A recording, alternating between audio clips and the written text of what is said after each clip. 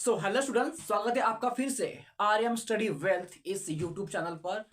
और आज की क्लास में हम पढ़ने वाले हैं IMF international monetary fund. International monetary fund कैसे कार्य करता है, इसका गठन कैसे होता है और इसमें पैसा कैसे पुरवठा किया जाता है। ये टॉपिक इसीलिए लिया जा रहा है क्योंकि ये टॉपिक ट्रेंडिंग में है। हाल ही में एक न्यूज आई है और वो न्यूज क्या है मैं इस क्लास में आपको बताने वाला हूं। बहुत ही महत्वपूर्ण है। प्लीज इस वीडियो को लास्ट तक जरूर देखना, खूब मजा आने वाला है और किसी की पोल भी खुलने वाली है। हमारा पैसा सरकार कहाँ यूज करी है, कैसे खर्च करी है, किसी को नहीं पता। तो आज की क्लास में यह सब हम जानेंगे, तो वीडियो को लास्ट तक जरूर देखना। हाल ही में IMF ने बिजनेस गैजेट में अपनी एक रिपोर्ट प्रसारित की है और उस रिपोर्ट में IMF ने मोदी सरकार को निशाना साधा है। भारत के ऊपर टोटल कितना कर्ज है आपको जानने की जरूरत है। आज तक जब मोदी सरकार अप्रैल 2014 में चुनाव जीतकर आए थे, 2014 से अभी तक कितना कर्ज लिया हुआ है यह आपको जानने की जरूरत है। और यह सब मैं नहीं बता रहा हूं, IMF की रिपोर्ट बता रही है और उस रिपोर्ट के माध्यम से मैं आपको बतलाने की कोशिश करूंगा और बताऊंगा भी, ठीक है, कि मोदी सरकार ने कितना पैसा कहां खर्च किया है और कैसे खर्च करता है, लोगों को कैसे बेवकूफ बनाता है। पीएम केयर्स फंड में कितना पैसा है यह आपको जानने की जरूरत है मेरे दोस्त, ठीक है। तो उससे पहले हम जानेंगे कि भारत की GDP क्या है और भारत सरकार ने अभी तक कितना कर्जा लिया हुआ है जो IMF ने बताया है, ठीक है। देखो, भारत सरकार ने अभी तक 205 लाख करोड़, ठीक है, लाख करोड़ रुपए का कर्जा लिया हुआ है। भारत सरकार ने 205 लाख करोड़, बहुत ज्यादा है। और भारत की GDP कितनी है? भारत की GDP है 3.18 लाख करोड़, ठीक है। 3.18 लाख करोड़ रुपए करोड़ भारत की GDP है। तो जायज है कि IMF भारत सरकार को चेतावनी देगा ही, क्योंकि कर्जा बढ़ रहा है और GDP ग्रोथ वैसा का वैसा ही है। GDP नहीं बढ़ रही। हाँ, हालांकि हमारी GDP वर्ल्ड में 5th नंबर पर है, परंतु GDP नहीं बढ़ रही है। तो कर्जा बढ़ा है, GDP नहीं बढ़ी है। तो IMF ने भारत सरकार के ऊपर निशाना साधा है कि आप और ज्यादा कर्जा नहीं ले सकते और हम आपको कर्जा नहीं देंगे।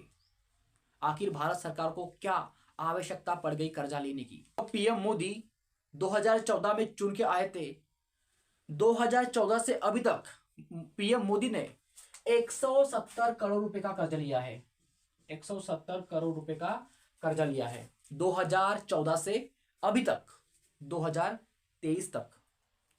और उससे पहले लगभग 35 लाख करोड़ कांग्रेस वालों का था, क्योंकि कांग्रेस के प्रधानमंत्री पढ़े लिखे थे, अनपढ़ नहीं थे। तो हो सकता है उन्होंने अपना कर्जा कम लिया हो, क्योंकि पहले जो प्रधानमंत्री थे वो खुद इकोनॉमिस्ट रहे हैं, आपको पता ही होगा। तो उन्होंने बहुत कम कर्ज लिया। लेकिन PM मोदी ने 170 लाख करोड़ रुपए का कर्जा क्यों लिया, कैसे लिया, कैसे लिया, यह आपको पता होना चाहिए। इसकी जरूरत क्यों पड़ी आपको पता होनी चाहिए।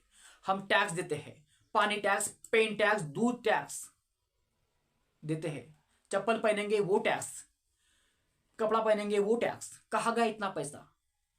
आपको सवाल आना चाहिए पूछना, ये आपका सवाल है, ठीक है। एजुकेशन पर टैक्स 18% एजुकेशन पर टैक्स है जो आप पढ़ते हो। इतना सारा टैक्स कैसे, ये आपको समझने की जरूरत है दोस्तों, ठीक है। सब जगह टैक्स है। हम जहां जाएंगे वहां टैक्स है। Travelling tax, payment tax, mobile लेंगे वो टैक्स, रिचार्ज करेंगे वो टैक्स, बिल भरेंगे वो टैक्स। कितना टैक्स हम सरकार को पे करते हैं। अब की हमारी लाइफ सरकार को टैक्स पे करते करते खत्म हो रही है, लेकिन सरकार का कर्जा लेना नहीं रुक रहा। आखिर सरकार इतना पैसा कहाँ डालती है, किसको देती है, ये आपको जानने की आवश्यकता है। और आई होप कि आप सबको पता होना चाहिए ये सब। मोदी चूना लगा रहा है। अब मोदी सरकार आपको चूना लगा रही है। आप उसकी क्या रिपोर्ट पढ़िए। क्या रिपोर्ट के ऊपर भी मैं आपके लिए एक वीडियो बनाऊंगा कि कैसे क्या रिपोर्ट में मोदी सरकार ने घोटाला किया था, वो सब आपको बताऊंगा। लेकिन ये बात जाननी आपको जरूरी है, क्योंकि ये आईएमएफ है। आईएमएफ ने साफ इनकार कर दिया है कि भारत सरकार को कर्जा नहीं मिलेगा। हमारी इतनी बड़ी जीडीपी होने के बावजूद 170 लाख करोड़ रुपए 170 लाख करोड़ रुपए कर्जा मोदी सरकार ने लिया है। किसको दिया है? अब हो सकता है अपने फ्रेंड को दिया है। हम इतना टैक्स पे करते हैं, फिर भी पैसा कहाँ जा रहा है, ये आपका सवाल है। आपको सरकार से सवाल पूछना चाहिए, सरकार से। परंतु आपके मन में डर है, हम सरकार से सवाल नहीं पूछ सकते क्योंकि सरकार हमारे विष्णु के अवतार है। हम कैसे सवाल पूछेंगे? इधर हमारे कपड़े बिक जाए चलेगा, चलेगा, हम सड़क पर आ जाए चलेगा, सवाल नहीं पूछना चाहिए सरकार से। टैक्स कलेक्शन बढ़ रहा है, इकोनॉमी बढ़ रही है, टैक्स रेवेन्यू बढ़ रहा है, बेरोजगार लोग बढ़ रहे हैं, किसान सुसाइड कर रहा है। कर्जा क्यों? कर्जा किस लिए ले रहे हो? आपका सवाल है भाई, आपको पूछना चाहिए। खैर, अब जानते हैं इंटरनेशनल मॉनेटरी फंड आईएमएफ और उसकी उत्पत्ति कैसे हुई, उसकी भूमिका क्या है और उनके रिपोर्ट्स क्या है।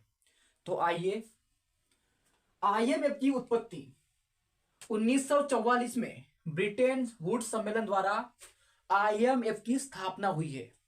ठीक है। और 1944 में ही वर्ल्ड बैंक की स्थापना हुई है। आईएमएफ और वर्ल्ड बैंक ये दोनों भाई बहन का रिश्ता, इनका ये दोनों भाई बहन है।